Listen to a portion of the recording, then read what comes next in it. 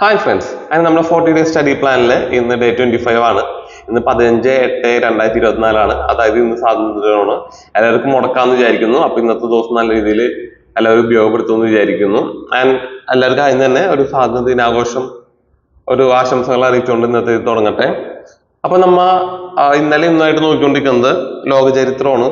അപ്പൊ മെയിൻ ആയിട്ട് ഇന്നലെ കേരളത്തിലെ സമരങ്ങളും അതേപോലെ ലോക വിപ്ലവങ്ങളില് ഇംഗ്ലണ്ടിലെ മഹത്തായ വിപ്ലവവും അതേപോലെ തന്നെ അമേരിക്കൻ സ്വാതന്ത്ര്യ സമരമാണ് ഇന്നലെ നോക്കിയത്. അപ്പൊ ഇന്ന് അതിന്റെ ഭാഗമായിട്ട് ഇന്ത്യയിലെ പ്രധാനപ്പെട്ട സമരങ്ങളും അതേപോലെ ലോക വിപ്ലവങ്ങളില് ഫ്രഞ്ച്, റഷ്യ ആൻഡ് ചൈനീസ് വിപ്ലവങ്ങളെ പറ്റിയാണ് നമ്മൾ ഇന്ന് മെയിൻ ആയിട്ട് നോക്കുന്നത്. പിന്നെ നമ്മൾ കറന്റ് അഫയേഴ്സ് കഴിഞ്ഞിട്ടുണ്ട്. 2023 2024 ജൂലൈ വരെ ഉള്ളത് കഴിഞ്ഞിട്ടുണ്ട്. അപ്പൊ നമുക്ക് ഇന്ന് 4 ടോപ്പിക്സിൽ മെയിൻ ആയിട്ട് നോക്കാനുള്ളത് ചന്ദ്രയാനും അതേപോലെ ആദിത്യ L1 ഇത് രണ്ടാണ് നമുക്ക് ഇന്ന് നോക്കാനുള്ളത്.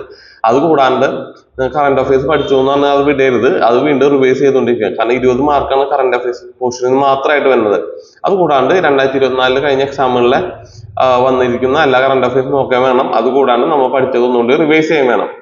പിന്നെ നമ്മൾ ഇന്ന് നോക്കാൻ പോകുന്ന ക്വസ്റ്റ്യൻ പേപ്പർ 51/2024 നടന്ന കമ്പൈലറിന്റെ ക്വസ്റ്റ്യൻ പേപ്പറാണ്. അതേപോലെ 4ാം ഘട്ടം 10th പ്രിലിംസ് 2021 ആണ് നമ്മൾ നോക്കാൻ പോകുന്നത്.